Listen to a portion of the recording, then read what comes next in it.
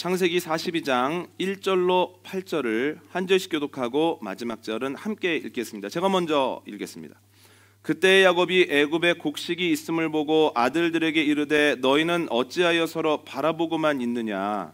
야곱이 또 이르되 내가 들은즉 저 애굽에 곡식이 있다 하니 너희는 그리로 가서 거기서 우리를 위하여 사오라.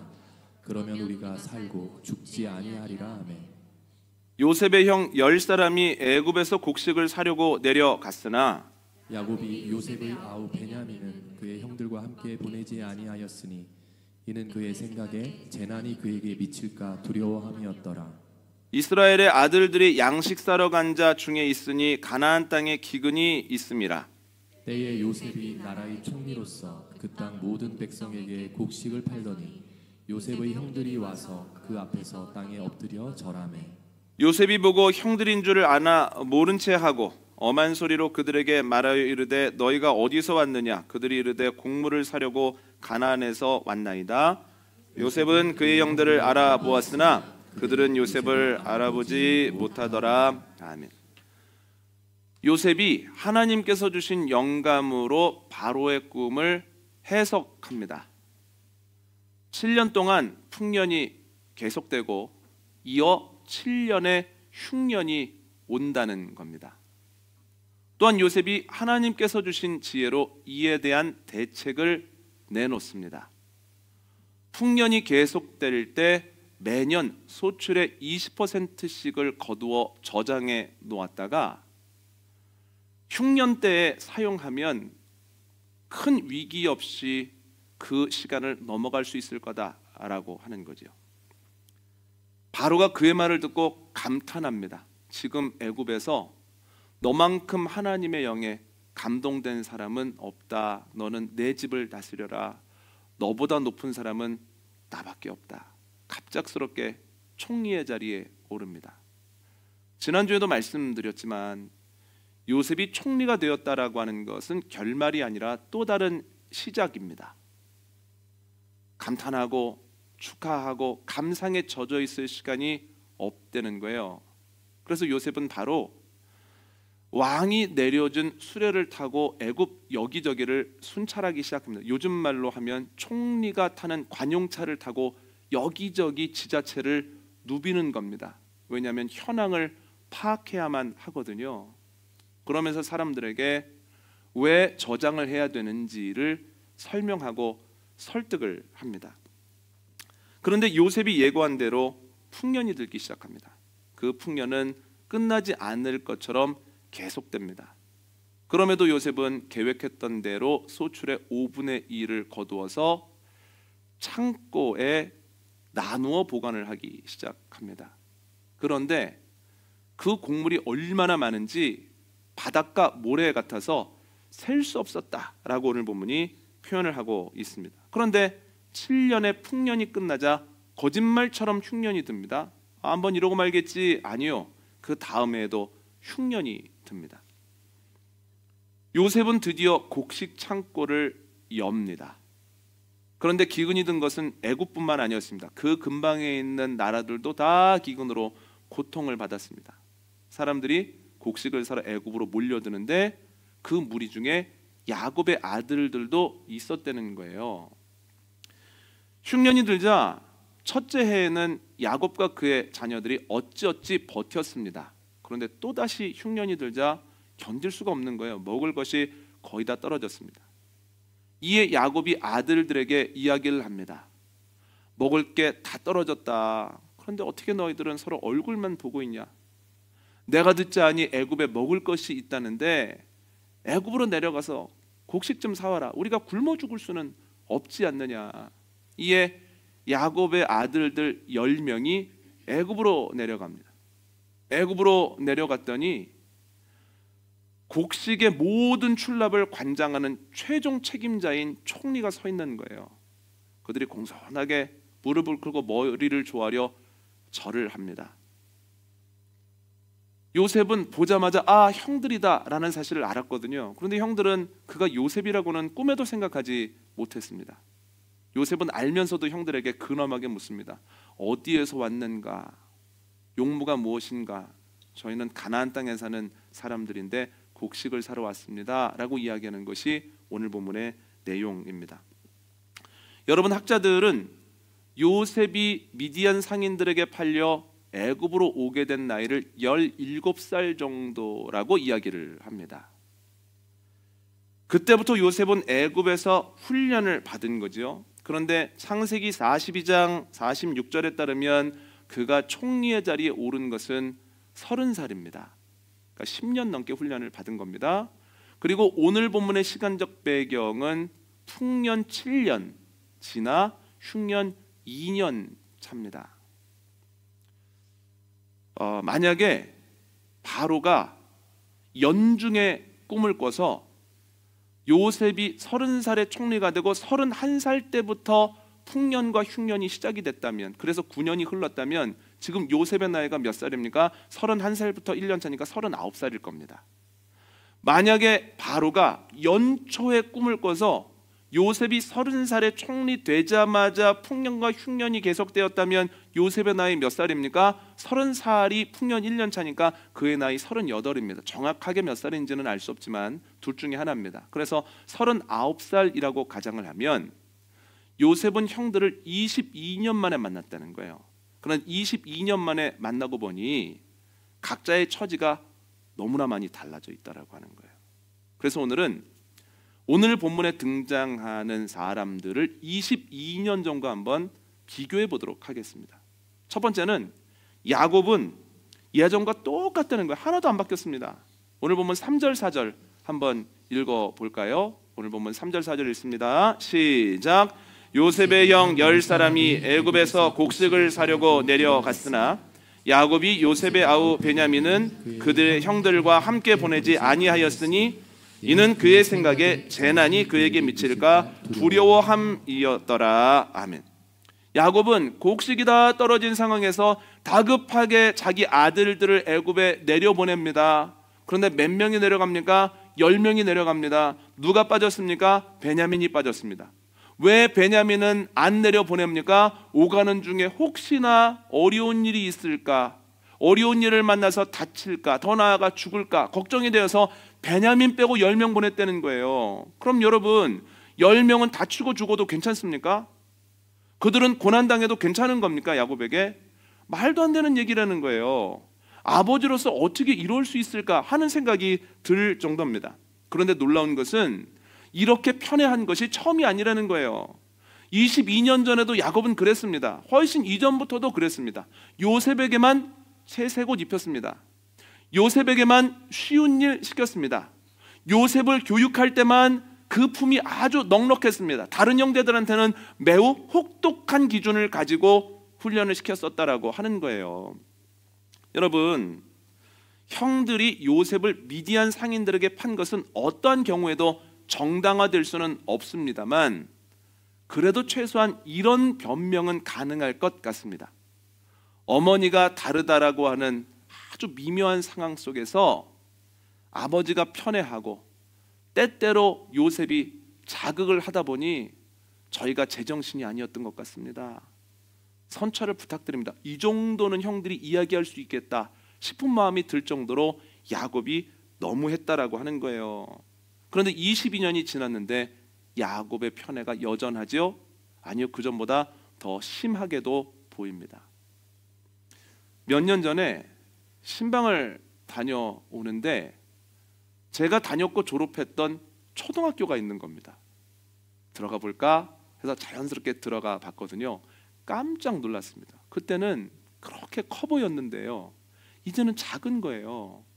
그때는 구령대가 한없이 높아 보였거든요. 그런데 지금 보니 구령대가 아주 낮은 겁니다. 학교가 초라해 보이기까지 하더라고요.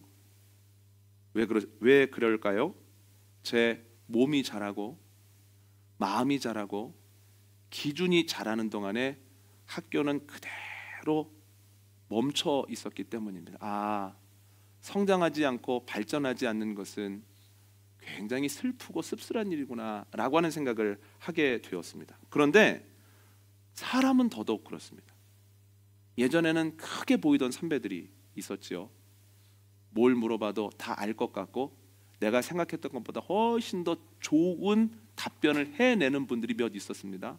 그런데 그분들 중에 몇이 이제는 더 이상 도전을 주지 못할 때, 제가 보기에 아주 작은 일인데 그것에 일희일비할 때, 비본질적인 것인데 그것이 중요한 것이라고 생각을 하고 사람들에게 열을 내서 이야기할 때는 참 슬프기까지 합니다.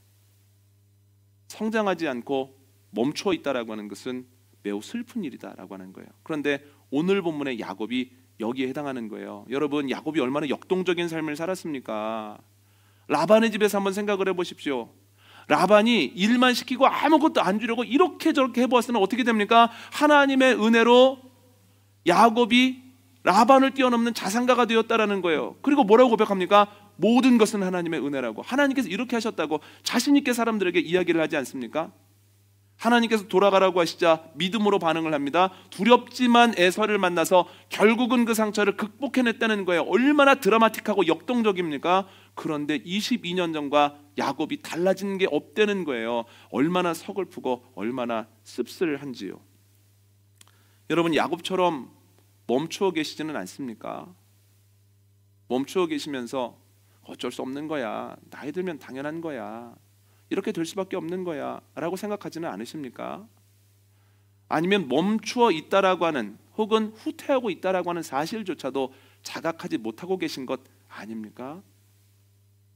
신앙적으로 지키기만 해도 당연한 거라고 그러면서 입으로 초심을 회복해야 된다라고 그 기준을 예전 모습으로 잡으며 위안하고 계신 것은 아닙니까?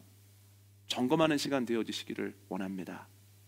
두 번째로, 형들은 확실히 달라졌습니다. 여러분, 아버지가 요셉 편애할 때 형들이 어떤 반응 보입니까? 한번 읽어볼까요? 창세기 31장 3절로 5절입니다. 시작.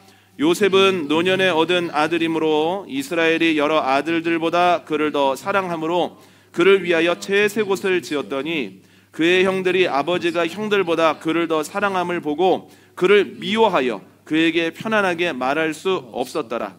요셉이 꿈을 꾸고 자기 형들에게 말하며 그들이 그를 더욱 미워하였더라. 아멘. 형들은 기본적으로 요셉 미워합니다. 그리고 요셉이 자극할 때마다, 그리고 자기를 어렵게 할 때마다 더욱더 미워했다라고 하는 거예요.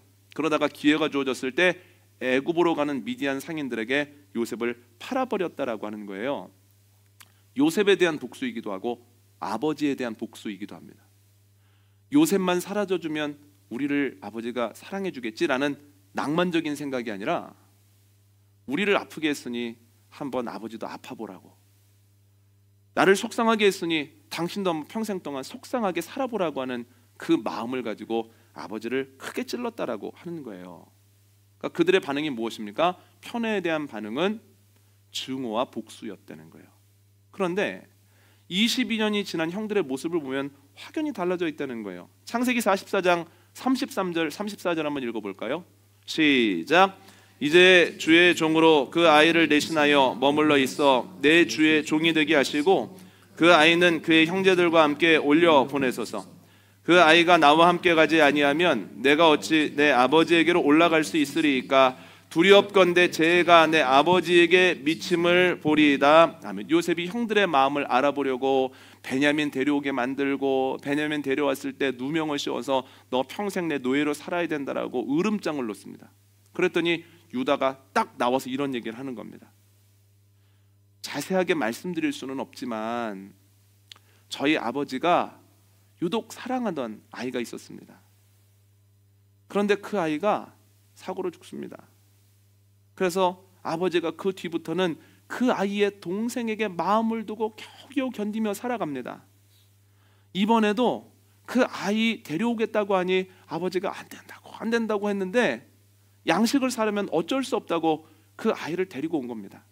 그런데 만약 이런 일 때문에 아이가 돌아가지 못하고 우리만 돌아간다면 아버지는 충격받아 시름시름 앓다가 돌아가실 겁니다. 우리가 그 모습을 어떻게 보겠습니까? 이 아이를 좀 제발 되돌려 보내주십시오. 대신 제가 종이 되겠습니다. 이렇게 이야기를 합니다. 여러분, 유다는 아버지의 편애를 이제는 이해하게 되었다라고 하는 거예요. 그렇지, 가장 사랑하던 라헬 어머니가 돌아가시고 난 다음에 라헬 어머니가 낳은 요셉을 편애할 수 있었겠다. 그리고 요셉이 사라지고 난 다음에는 그의 동생 베냐민에게 마음을 두고 살 수밖에는 없었겠다. 나 같아도 그랬겠다. 이해를 한다는 거예요.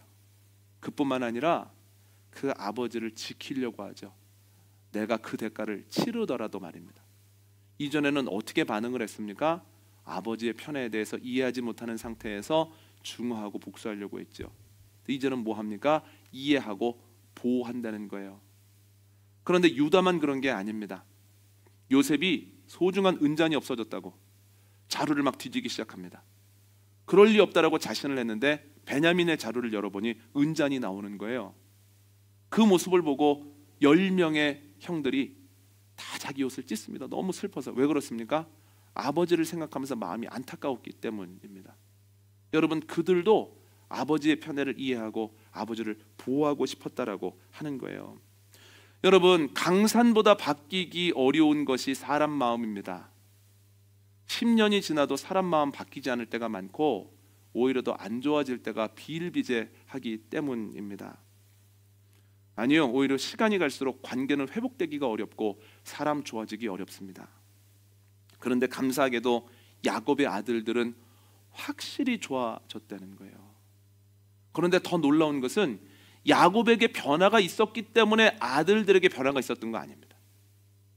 야곱에게 변화가 없었는데, 야곱은 더 심해졌는데, 더 고집스러워졌는데, 그럼에도 불구하고 아들들의 모습이 바뀌어졌다라고 하는 거예요.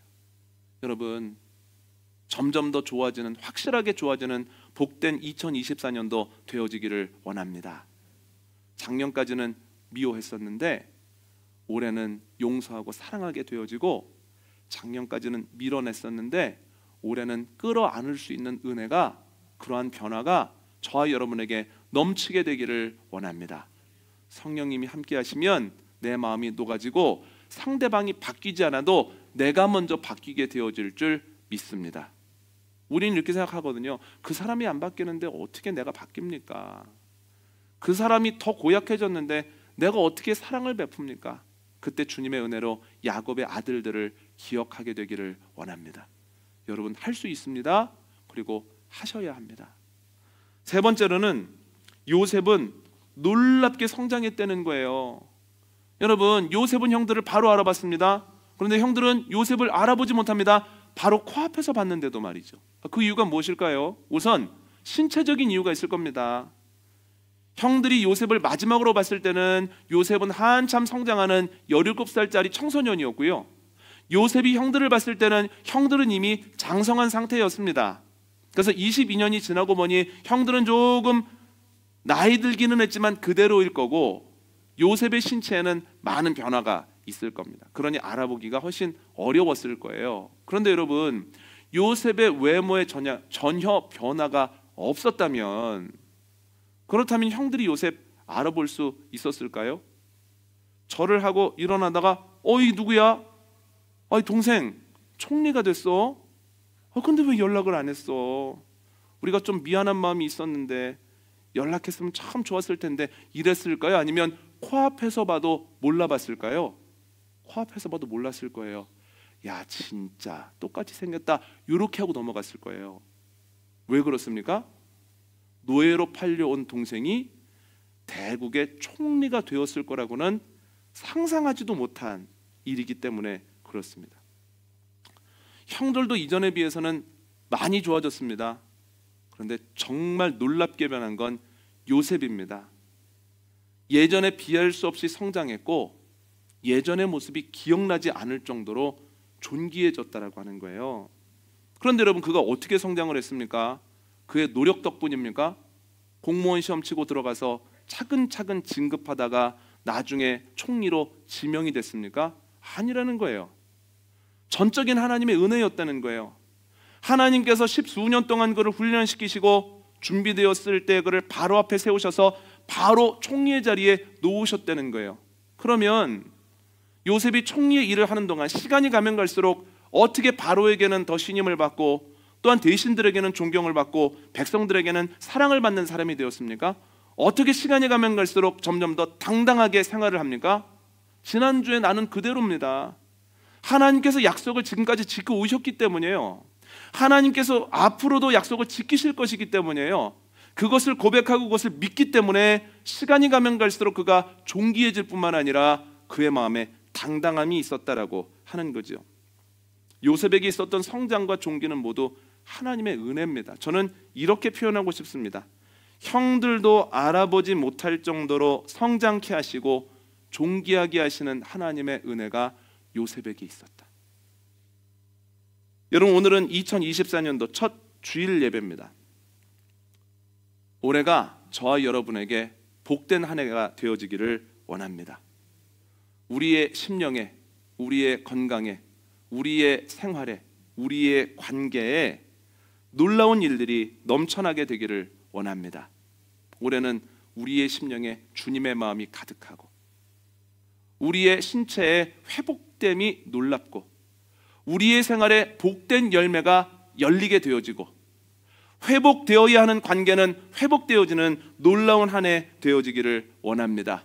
그래서 2024년도 송구영신 예배를 드릴 때에는 야곱처럼 야, 내가 그래도 처음이랑 똑같은 마음이야 이야기하는 것이 아니라 형들처럼 확실히 좋아졌어 정도로 멈추는 것이 아니라 나는 주님의 은혜로 올해 놀랍게 성장했어. 주님께서 나에게 은혜를 베풀어 주심으로 나는 놀랍게 존귀한 사람이 됐어.